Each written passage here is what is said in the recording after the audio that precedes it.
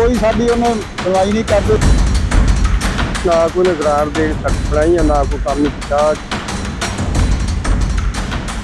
जी ਉਹਦੇ ਤੇ ਪਿੰਡ ਦੇ ਦਰਸ਼ਨ ਹੀ ਨਹੀਂ ਹੋਏ। ਲੋਕਾਂ ਦੇ ਨਾਲ ਵਾਅਦੇ ਕੀਤੇ ਸੀ, ਉਹ ਕੋਈ ਵੀ ਵਾਅਦਾ ਪੂਰਾ ਨਹੀਂ ਕੀਤਾ। ਤੁਹਾਡਾ ਐਮਪੀ ਪ੍ਰੋਗਰਾਮ ਦੇ ਵਿੱਚ ਹੁਣ ਸੰਸਦ ਜਸਬੀਰ ਸਿੰਘ ਗਿੱਲ ਕੋਲ ਪਹੁੰਚੇ ਆ। ਉਹਨਾਂ ਨਾਲ ਗੱਲਬਾਤ ਕਰਦੇ ਆ ਕਿ ਕਿਹੜੇ ਕੰਮ ਪਿਛਲੇ 4 ਸਾਲਾਂ ਦੇ ਵਿੱਚ ਕਰਵਾਏ ਨੇ ਔਰ ਲੋਕਾਂ ਦਾ ਜੋ ਕਹਿਣਾ ਸੀਗਾ ਉਹ ਵੀ ਜਾਣਨ ਦੀ ਕੋਸ਼ਿਸ਼ ਕਰਾਂਗੇ। ਡਿੰਪਾ ਸਾਹਿਬ, ਕਿਸ ਤਰੀਕੇ ਦੇ 4 ਸਾਲ ਰਹੇ ਨੇ? ਅਗਰ 4 ਸਾਲ ਦੀ ਕਾਰਗੁਜ਼ਾਰੀ ਦੇਖੀ ਜਾਵੇ ਤੇ ਕਿਹੜੇ ਅਜਿਹੇ 3 ਕੰਮ ਜਾਂ 5 ਕੰਮ ਨੇ ਜਿਹੜੇ ਤੁਸੀਂ ਆਪਣੇ ਇਲਾਕੇ ਦੇ ਲਈ ਕਰਵਾਏ ਨੇ? ਪਹਿਲਾਂ ਤਾਂ ਮੈਂ ਪੰਕਜ ਜੀ ਤੁਹਾਡਾ ਤੇ ਤੁਹਾਡੇ ਚੈਨਲ ਦਾ ਧੰਨਵਾਦੀ ਹਾਂ ਜਿਨ੍ਹਾਂ ਨੇ ਇਹ ਪ੍ਰੋਗਰਾਮ ਸ਼ੁਰੂ ਕੀਤਾ। ਜਿਹੜਾ ਮੈਂ ਸਮਝਦਾ ਕਿ ਮੇਰੀ ਪਹਿਲੀ ਸ਼ੁਰੂ ਤੋਂ ਹੀ ਪ੍ਰੈਫਰੈਂਸ ਇਹ ਸੀ ਕਿ ਮੈਂ ਐਜੂਕੇਸ਼ਨ ਤੇ ਹੈਲਥ ਵੱਲ ਧਿਆਨ ਦੇਵਾਂ। ਇਹਦੇ ਵਿੱਚ ਸਭ ਤੋਂ ਵੱਡੀ ਜਿਹੜੀ ਮੇਰੀ ਕਾਮਯਾਬੀ ਸੀ ਉਹ ਸੀ ਲਾਅ ਯੂਨੀਵਰਸਿਟੀ ਕੈਰੋਂ ਪਿੰਡ ਪੱਟੀ ਦੇ ਵਿੱਚ ਪੜ੍ਹਾਉਣਾ। ਉਸ ਤੋਂ ਬਾਅਦ ਗੌਰਮੈਂਟ ਕਾਲਜ ਤਰਨਤਾਰਨ ਸ਼ਹਬਾਜ਼ਪੁਰ ਬਣਾਉਣਾ।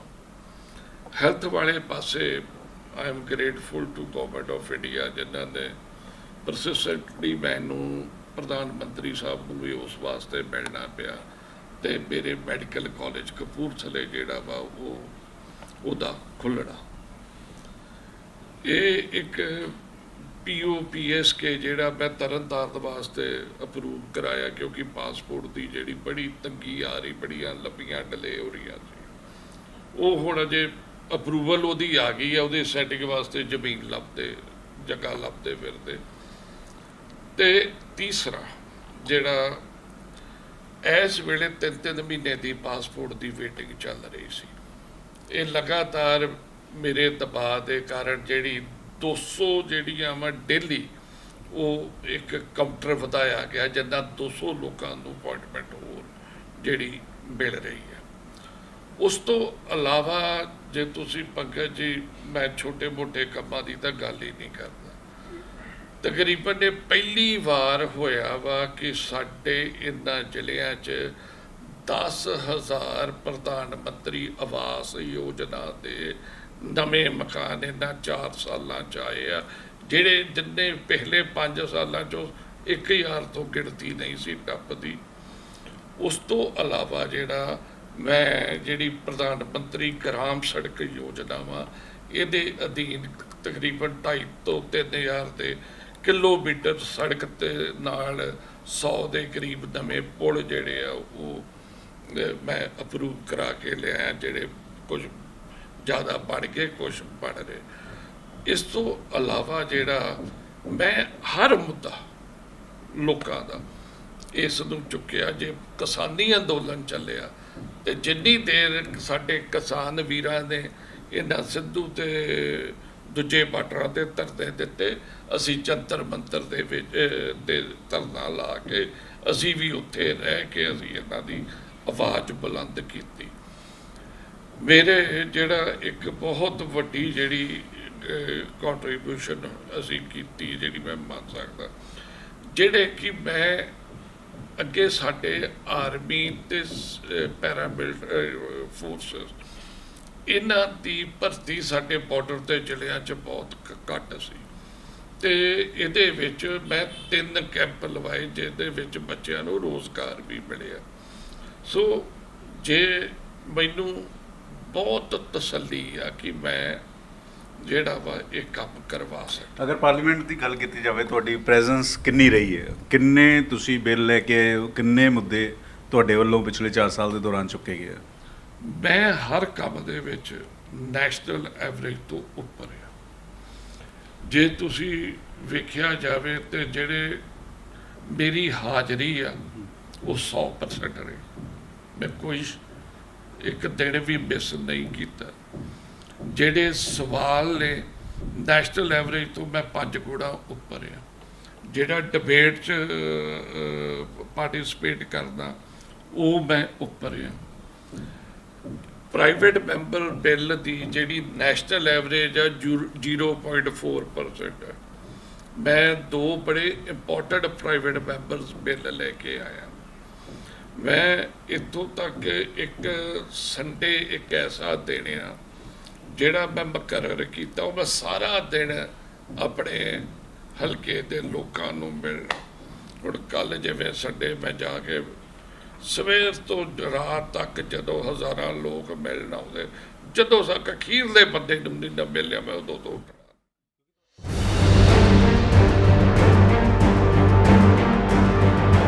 ਪੰਜਾਬ ਦੇ ਪੰਥਕ ਹਲਕਿਆਂ ਵਿੱਚ ਆਪਣਾ ਵੱਡਾ ਅਸਰ ਰੱਖਣ ਵਾਲੀ ਲੋਕ ਸਭਾ ਸੀਟ ਖਡੂਰ ਸਾਹਿਬ ਦਾ ਨਾਂ ਗੁਰਦੁਆਰਾ ਸ੍ਰੀ ਖਡੂਰ ਸਾਹਿਬ ਦੇ ਨਾਂ ਤੇ ਪਿਆ ਹੈ।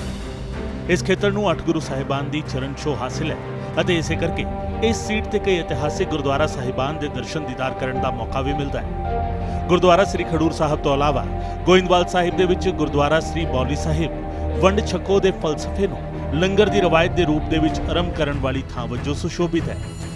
ਪਹਿਲੀ ਪਾਤਸ਼ਾਹੀ ਸਾਹਿਬ ਸ੍ਰੀ ਗੁਰੂ ਨਾਨਕ ਦੇਵ ਜੀ ਇਸ ਥਾਂ ਤੇ ਆਪ 5 ਵਾਰ ਆਏ ਸਨ। ਇਸ ਕਰਕੇ ਇਹ ਥਾਂ ਪੰਥਕ ਨਜ਼ਰੀਏ ਦੇ ਨਾਲ ਹੋਰ ਵੀ ਅਹਿਮ ਹੋ ਜਾਂਦੀ ਹੈ।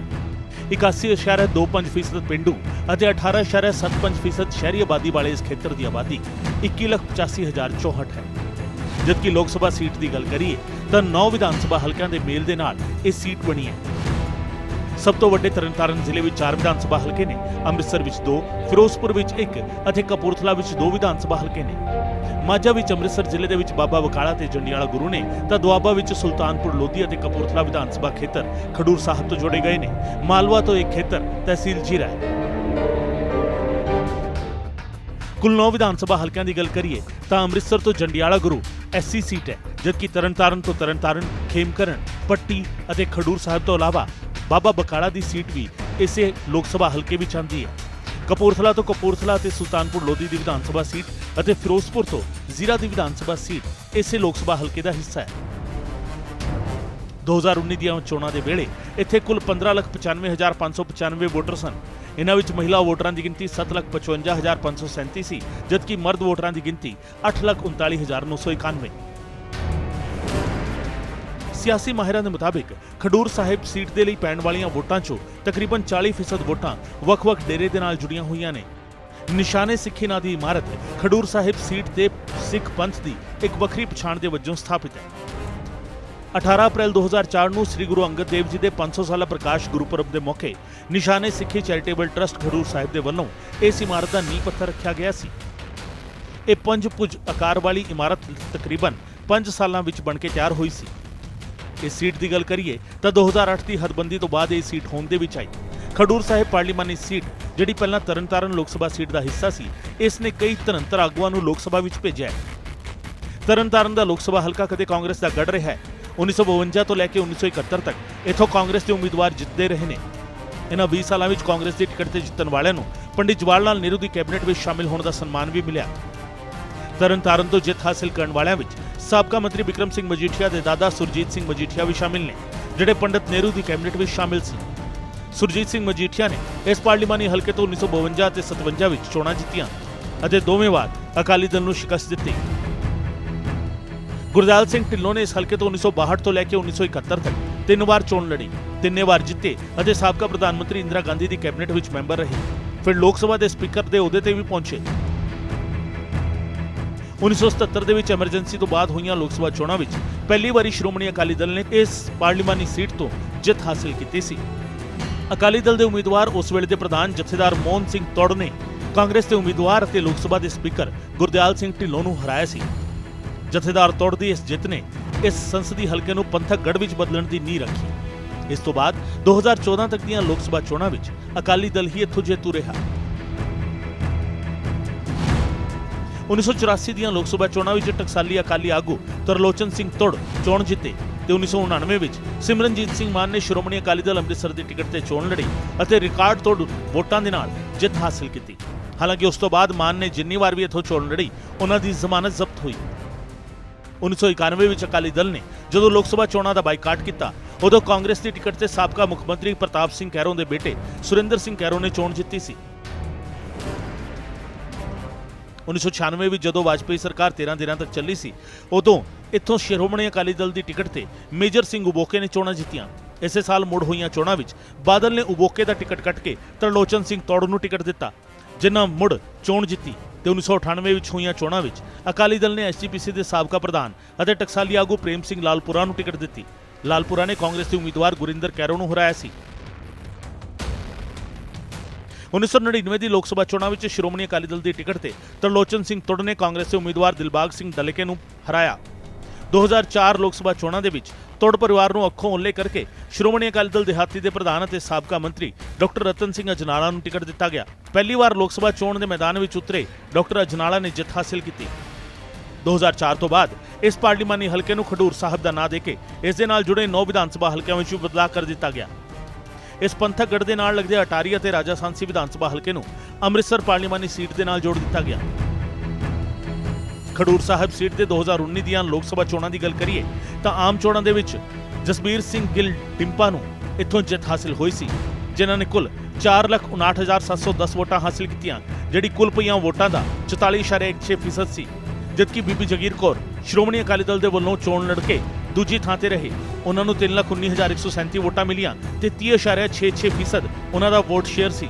ਪੰਜਾਬ ਏਕਤਾ ਪਾਰਟੀ ਦੇ ਵੱਲੋਂ ਚੋਣ ਲੜ ਰਹੀ ਪਰਮਜੀਤ ਕੌਰ ਖਾਲੜਾ ਨੂੰ 2,14,499 ਵੋਟਾਂ ਮਿਲੀਆਂ, ਜਦਕਿ ਆਮ ਆਦਮੀ ਪਾਰਟੀ ਦੇ ਮਨਜਿੰਦਰ ਸਿੰਘ ਸਿੱਧੂ ਨੂੰ 13,656 ਵੋਟਾਂ ਹੀ ਹਾਸਲ ਹੋਈਆਂ ਸਨ।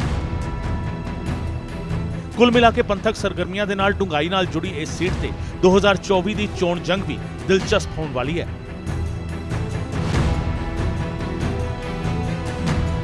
ਨਹੀਂ ਕੋਈ ਸਾਡੀ ਉਹਨੇ ਸੁਣਵਾਈ ਨਹੀਂ ਕਰਦੇ। ਜਦੋਂ ਵੋਟਾਂ ਦੀਆਂ ਉਦੋਂ ਆਉਂਦੇ ਆ, ਮੁੜ ਕੇ ਉਹ ਕੋਈ ਨਹੀਂ ਸਾਨੂੰ ਲੱਭਦੇ। ਸਾਡੇ ਜਿਹੜੇ ਫਸਲਾਂ ਜਿਹੜੀਆਂ ਮਾਰੀਆਂ ਗਈਆਂ ਕਈਆਂ ਦਿਨਾਂ ਤੋਂ ਬੇਘਰ ਹੋਏ ਬੈਠੇ ਆ, ਕਿਸੇ ਨੇ ਸਾਡੀ ਬਾਤ ਨਹੀਂ ਪੁੱਛੀ। ਕੋਈ MP ਨਹੀਂ ਆਇਆ, ਕੋਈ MLA ਨਹੀਂ ਆਇਆ, ਕੋਈ ਵਿਧਾਇਕ ਨਹੀਂ ਆਇਆ। ਸਗੋਂ ਪਿੰਡਾਂ ਦੇ ਵਿੱਚੋਂ ਅਸੀਂ ਲੋਕਾਂ ਨਾਲ ਆਸਰੇ ਦੇ ਨਾਲ ਰੋਟੀ ਖਾਂਦੇ ਆ। ਲੋਕ ਹੀ ਸਾਡੇ ਮਾਲ ਨੂੰ ਪੱਠੇ ਪਾਉਂਦੇ ਆ ਤੇ ਲੋਕਾਂ ਦਾ ਦਿੱਤਾ ਹੀ ਖਾਂਦੇ ਆ। ਸਰਕਾਰ ਨੇ ਸਾਨੂੰ ਅਜੇ ਤਾਈਂ ਕੋਈ ਚੀਜ਼ ਨਹੀਂ, ਕੋਈ ਗ੍ਰਾਂਟ ਨਹੀਂ। ਸਗੋਂ ਪਹਿਲਾਂ ਦੇ ਗ੍ਰਾਂਟਾਂ ਗਰੂਟਾਂ ਹੋਈਆਂ, ਹੁਣ ਤੇ ਸਾਡੀਆਂ ਸੜਕਾਂ ਵੀ ਟੁੱਟੀਆਂ ਪਈਆਂ। ਇੱਕ ਦੂਜੇ ਪਿੰਡਾਂ ਤੋਂ ਜਾਂਦੇ ਆ, ਕੋਈ ਸੜਕਾਂ ਵੀ ਟੁੱਟੀਆਂ ਵਾ, ਕੋਈ ਸਾਡੀ ਉਹਨਾਂ ਦੀ ਮੁਰੰਮਤੀ ਨਹੀਂ ਕਰਦੇ, ਕੋਈ ਸਾਡੇ ਨਾਲ ਕੋਈ ਸੰਯੋਗ ਨਹੀਂ। ਅਸੀਂ ਆਪ ਦਾ ਆਪਣੇ ਆਪ ਹੀ ਕਮਾਉਣੇ, ਆਪ ਦਾ ਵੀ ਖਾਂਦੇ ਆ ਤੇ ਕੋਈ ਵੀ ਨਹੀਂ। ਵੋਟਾਂ ਤੋਂ ਬਾਅਦ ਅਸੀਂ ਉਹਨਾਂ ਦੇ ਦਰਸ਼ਨ ਨਹੀਂ ਕੀਤੇ। ਨਾ ਕੋਈ ਨੇ ਗ੍ਰਾਂਟ ਦੇ ਸੜਕ ਬਣਾਈ ਆ, ਨਾ ਕੋਈ ਕੰਮ ਹੀ ਕੀਤਾ। ਜਿਹੜੀ ਇਹਨਾਂ ਨੂੰ ਆਉਂਦੀ ਆ ਗ੍ਰਾਂਟ ਆਪਣੀ 25 ਕਰੋੜ ਮਿਲਣੀ ਇਹਨਾਂ ਨੂੰ ਗ੍ਰਾਂਟ 5 ਸਾਲਾਂ 'ਚ, 5 ਕਰੋੜ ਸਾਲ ਦੀ। ਉਹਦੇ 'ਚੋਂ ਇੱਕ ਧੇਲਾ ਵੀ ਕਿਸੇ ਪਿੰਡ ਜਿਹਨੇ ਦਿੱਤਾ। ਜਦੋਂ ਵੋਟਾਂ ਵੇਲੇ ਆਉਂਦੇ ਉਦੋਂ ਤਾਂ ਬਹੁਤ ਲਾਰੇ ਲਾਉਂਦੇ ਆ ਤੇ ਬਾਅਦ ਦੇ ਵਿੱਚ ਇਹ ਆ ਵੀ ਆਂਦੇ ਜੀ ਸਾਡੀ ਉੱਪਰ ਸਰਕਾਰ ਨਹੀਂ ਜੀ, ਉਹ ਤੇ ਸਰਕਾਰ ਦੂਜੀ ਪਾਰਟੀ ਦੀ ਬਣ ਗਈ ਆ, ਉੱਥੇ ਸਾਡਾ ਕੋਈ ਹੱਥ ਨਹੀਂ ਪੈਂਦਾ, ਸਾਡੀ ਉੱਥੇ ਕੋਈ ਸੁਣਦਾ ਨਹੀਂ ਗਾ। ਜਦੋਂ ਵਿਰੋਧੀ ਧਿਰ ਦੇ ਵਿੱਚ ਹੋ ਕੇ ਮੁੱਖ ਵਿਰੋਧੀ ਆ ਕਾਂਗਰਸ ਪਾਰਟੀ ਉੱਥੇ, ਤੇ ਜਦੋਂ ਵਿਰੋਧੀ ਧਿਰ ਨੇ ਉੱਥੇ ਆਵਾਜ਼ ਉਠਾਉਣੀ ਦੀ ਲੋਕਾਂ ਦੀ, ਉਹ ਵੀ ਆਵਾਜ਼ ਜਿਹੜੀ ਲੋਕਾਂ ਦੀ ਨਹੀਂ ਉਠਾ ਰਹੇ ਜੀ। ਉਹਦੇ ਕਿਸੇ ਪਿੰਡ 'ਚ ਦਰਸ਼ਨ ਹੀ ਨਹੀਂ ਹੋਏ, ਉਦੋਂ ਪਤਾ ਲੱਗਾ ਵੀ ਡਿੰਪਾ ਜਿਹੜਾ ਆਪਣਾ ਬਣ ਗਿਆ MP ਆ, ਪਰ ਬਾਅਦ 'ਚ ਕਿਸੇ ਪਿੰਡ 'ਚ ਨਹੀਂ ਆਇਆ। ਉਹ ਕਿਸੇ ਦੀ ਸਾਰ ਨਹੀਂ ਲਈ। ਹੁਣ ਜਿਵੇਂ ਹੜ੍ਹ ਪ੍ਰਭਾਵਿਤ ਲੋਕ ਕਿੱਦਾਂ ਡੁੱਬਣਦੇ ਆ, ਅਸੀਂ ਨਹੀਂ ਵੇਖਿਆ ਵੀ ਕਿਸੇ ਪਿੰਡ ਦੇ ਵਿੱਚ ਹੜ੍ਹਾਂ ਦਾ ਕਰਕੇ ਆਇਆ ਹੋਵੇ। ਕੋਈ ਨਹੀਂ ਸਾਡੇ ਕੋਲ, ਨਾ ਕੋਈ ਗ੍ਰਾਂਟ ਕੋਈ ਨਹੀਂ ਚੁੱਕੀ। ਅਸੀਂ ਬੋਲਦਾ ਨਹੀਂ ਵੇਖਿਆ ਕਿਤੇ ਇਹਨੂੰ ਲੋਕ ਸਭਾ ਦੇ ਵਿੱਚ। ਹਾਂਜੀ, ਕੋਈ ਗੱਲ ਨਹੀਂ ਕਰਦਾ ਉਹ। ਵੋਟਾਂ ਵਾਲੇ ਬਹੁਤ ਜ਼ਿਆਦਾ ਲਾਰੇ ਸੀ ਜੀ ਹਲਕੇ ਨੂੰ, ਤਾਂ ਉਦੋਂ ਤਾਂ ਦੇ ਸੋਨਾ ਬਣਾ ਦਾਂਗੇ, ਚਿੜੀ ਬਣਾ ਦਾਂਗੇ, ਸੋਨੇ ਚਿੜੀ ਬਣੀ, ਪਰ ਨਹੀਂ। ਉਦੋਂ ਬਾਅਦ ਜਿੰਨੇ ਦਰਸ਼ਨ ਹੋਏ ਵੋਟਾਂ ਲੈਣ ਵੇਲੇ ਹੀ ਆ, ਉਹ ਸਾਰੇ ਲਾਰੇ ਲਾਉਂਦੇ ਆ, ਉਸੇ ਤਰ੍ਹਾਂ ਲਾਰੇ ਲਾਏ ਆ, ਪਰ ਬਾਅਦ 'ਚ ਅਸੀਂ ਨੇ ਦਰਸ਼ਨ ਕੀਤੇ ਇਹਨਾਂ ਦੇ। 2019 ਦੇ ਵਿੱਚ ਲੋਕ ਸਭਾ ਦੀ ਇਲੈਕਸ਼ਨ ਦੇ ਵਿੱਚ ਸਰਦਾਰ ਜਸਬੀਰ ਸਿੰਘ ਡਿੰਪਾ ਜੀ ਜੋ ਖਡੂਰ ਸਾਹਿਬ ਹਲਕਾ ਤੋਂ ਕਾਂਗਰਸ ਦੇ MP ਬਣੇ, ਉਹਨਾਂ ਨੇ ਉਸ ਵੇਲੇ ਜੋ ਲੋਕਾਂ ਦੇ ਨਾਲ ਵਾਅਦੇ ਕੀਤੇ ਸੀ ਇਲੈਕਸ਼ਨ ਵੇਲੇ, ਉਹ ਕੋਈ ਵੀ ਵਾਅਦਾ ਪੂਰਾ ਨਹੀਂ ਕੀਤਾ। ਇਹਨਾਂ ਨੇ ਸਭ ਤੋਂ ਵੱਡਾ ਇੱਕ ਵਾਅਦਾ ਕੀਤਾ ਸੀ ਕਿ ਬਾਰਡਰ ਦੀ ਬੈਲਟ ਦੇ ਵਿੱਚ ਜੋ ਸਾਡਾ ਪਛੜਿਆ ਹੋਇਆ ਇਲਾਕਾ ਵਾ, ਬੇਰੁਜ਼ਗਾਰ ਲੋਕ ਆ, ਉਹਨਾਂ ਵਾਸਤੇ ਅਸੀਂ ਇੰਡਸਟਰੀ ਲੈ ਕੇ ਆਵਾਂਗੇ। ਪਰ ਇਹਨਾਂ ਨੇ ਕਦੀ ਵੀ ਲੋਕ ਸਭਾ ਦੇ ਇਸ ਮੁੱਦੇ ਤੇ ਗੱਲ ਨਹੀਂ ਕੀਤੀ। ਦੂਸਰਾ ਵਾਅਦਾ ਇਹਨਾਂ ਨੇ ਇਸ ਵੇਲੇ, ਇਹਨਾਂ ਦੀ ਕਾਂਗਰਸ ਦੀ ਸਰਕਾਰ ਸੀ, ਇਹ ਕੀਤਾ ਸੀ ਵੀ ਅਸੀਂ ਜੋ ਨਸ਼ੇ ਦੀ ਦਲਦਲ ਦੇ ਵਿੱਚ ਨੌਜਵਾਨ ਵੜੇ ਆ ਉਹਨਾਂ ਨੂੰ ਕੱਢਾਂਗੇ, ਪਰ ਉਹਨਾਂ ਨੇ ਉਹ ਵੀ ਕੋਈ ਨਹੀਂ ਕੀਤਾ। ਫਿਰ ਇਹਨਾਂ ਨੇ ਜੋ ਉਸ ਵੇਲੇ ਦੇ ਵਾਅਦੇ ਕੀਤੇ ਸੀ, ਸਾਡੀਆਂ ਇਤਿਹਾਸਕ ਨਗਰੀਆਂ ਖਡੂਰ ਸਾਹਿਬ, ਗੋਂਦਵਾਲ ਸਾਹਿਬ ਦੀਆਂ ਸੜਕਾਂ ਜਾਂ ਇੰਡਸਟਰੀ ਵੇਲੇ, ਉਹ ਵੀ ਕੋਈ ਵਾਅਦਾ ਨਹੀਂ ਪੂਰਾ ਕੀਤਾ ਗਿਆ। ਅਗਰ ਜੇਕਰ ਆਉਣ ਵਾਲੇ ਸਮੇਂ ਦੇ ਵਿੱਚ 2024 ਦੇ ਵਿੱਚ ਸਰਦਾਰ ਭਗਵੰਤ ਸਿੰਘ ਮਾਨ ਤੇ ਅਰਵਿੰਦ ਕੇਜਰੀਵਾਲ ਦੀ ਅਗਵਾਈ ਦੇ ਵਿੱਚ ਇਹ ਲੋਕ ਸਭਾ ਸੀਟ ਸਾਡੀ ਜਿੱਤੇਗੀ, ਤਾਂ ਅਸੀਂ ਲੋਕਾਂ ਨੂੰ ਵਿਸ਼ਵਾਸ ਦਿਵਾਉਂਦੇ ਹਾਂ ਕਿ ਇਹ ਬਾਰਡਰ ਬੈਲਟ ਦੇ ਉੱਤੇ ਇੱਕ ਤੇ ਕੇਂਦਰ ਸਰਕਾਰ ਦੇ ਕੋਲ ਸਭ ਤੋਂ ਵੱਡਾ ਮੁੱਦਾ ਉਠਾਇਆ ਜਾਏਗਾ ਕਿ ਜੋ ਲਾਂਘਾ ਖੋਲ੍ਹ ਕੇ ਸਾਡਾ ਬਿਜ਼ਨਸ ਵਧਾਇਆ ਜਾਵੇ। ਉਸ ਬਿਜ਼ਨਸ ਦੇ ਨਾਲ ਸਾਡੇ ਜੋ ਵੀ ਇੰਡਸਟਰੀਲਿਸਟ, ਸਾਡੇ ਕਾਰੋਬਾਰੀ, ਸਾਡੀ ਐਗਰੀਕਲਚਰ ਨੂੰ ਬਹੁਤ ਵੱਡਾ ਫਰਕ ਪਏਗਾ ਤੇ ਸਾਡੀ ਬੇਰੁਜ਼ਗਾਰੀ ਘਟੇਗੀ। ਤੇ ਨਾਲ ਕੋਸ਼ਿਸ਼ ਕਰਾਂਗੇ ਕਿ ਇੰਡਸਟਰੀ ਸਾਡੀ, ਜਿਹੜਾ ਇਹਨਾਂ ਨੇ ਵਾਅਦਾ ਕੀਤਾ ਇਹਨਾਂ ਨੇ ਪੂਰਾ ਨਹੀਂ ਕੀਤਾ, ਇਸ ਬਾਰਡਰ ਦੇ ਵਿੱਚ ਇੰਡਸਟਰੀ ਪੂਰੀ ਕੀਤੀ ਜਾਵੇਗੀ ਤੇ ਨੌਜਵਾਨਾਂ ਨੂੰ ਨਸ਼ੇ ਦੀ ਦਲਦਲ ਦੇ ਵਿੱਚੋਂ ਕੱਢਿਆ ਜਾਏਗਾ। ਕਿਉਂਕਿ ਤੁਹਾਡਾ ਬਾਰਡਰ ਇਲਾਕਾ ਹੈ, ਬਾਰਡਰ ਦੀਆਂ ਬਹੁਤ ਸਾਰੀਆਂ ਸਮੱਸਿਆਵਾਂ ਹੈ, ਕਿਸਾਨ ਦੀ ਫੈਂਸਿੰਗ ਦੀ ਬਹੁਤ ਵੱਡੀ ਸਮੱਸਿਆ ਹੈ। ਕਿਹੜੇ ਮਸਲੇ ਤੁਹਾਨੂੰ ਲੱਗਦਾ ਹੈ ਕਿ ਹੱਲ ਹੋ ਗਏ? ਕਿਹੜੇ ਤੁਹਾਨੂੰ ਲੱਗਦਾ ਹੈ ਕਿ ਅਗਰ ਦੁਬਾਰਾ ਤੁਸੀਂ ਚੁਣ ਕੇ ਆਏ ਤਾਂ ਉਹ ਮਸਲੇ ਹੱਲ ਕਰਵਾਉਣ ਦੀ ਕੋਸ਼ਿਸ਼ ਕਰੋਗੇ?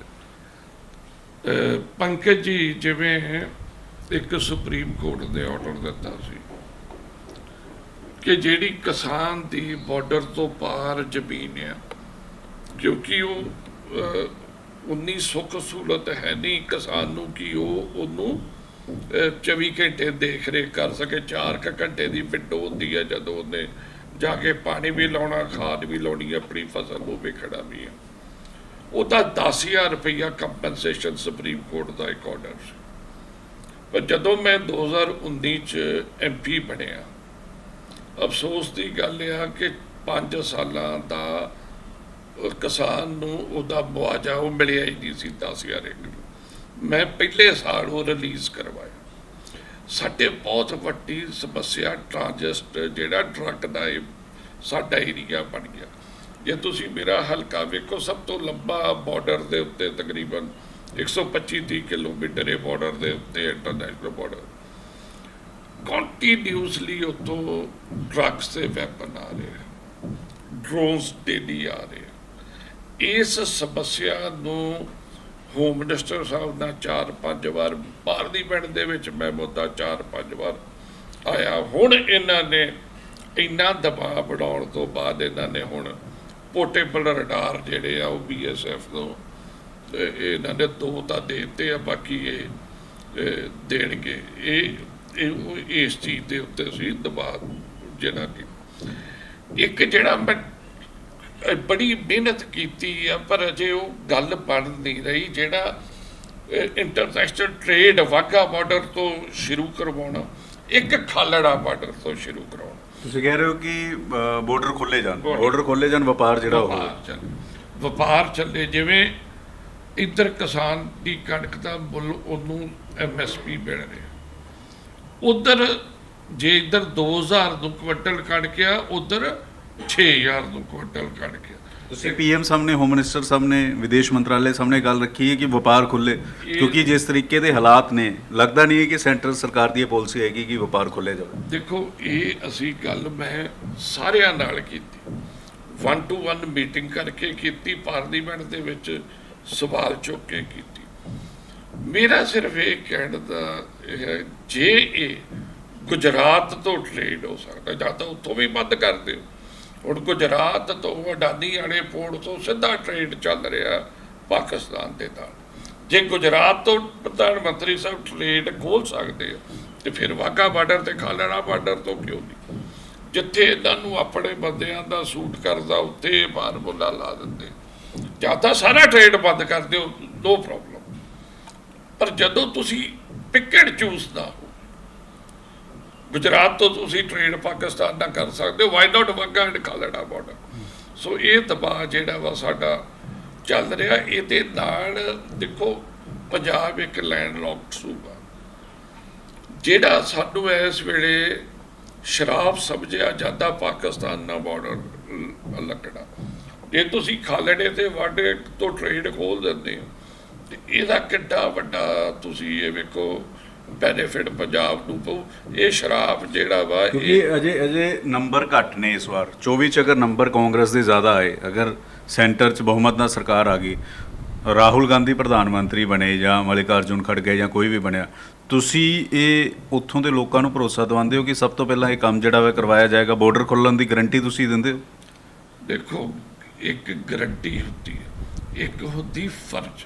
ਮੈਂ ਗਰੰਟੀ ਵੀ ਦਿੰਦਾ, ਫਰਜ਼ ਵੀ ਆਪਣਾ ਸਮਝਦਾ। ਇਹ ਉਸ ਧਰਤੀ ਦੀ ਜਿੱਥੇ ਅਸੀਂ ਜੰਮੇ ਪੜੇ ਆ ਨਾ, ਉਹਦਾ ਮੁੱਲ ਉਤਾਰਨਾ, ਉਹਦਾ ਜਿਹੜਾ ਉਸ ਧਰਤੀ ਨੇ ਉਹ ਲੋਕਾਂ ਨੇ ਇੰਨਾ ਮਾਣ ਬਖਸ਼ਿਆ ਨਾ, ਉਹਦਾ ਮੁੱਲ ਉਤਾਰਨਾ, ਇਹ ਅਸੀਂ ਸ਼ੁਰੂ ਕਰਾਉਣਾ।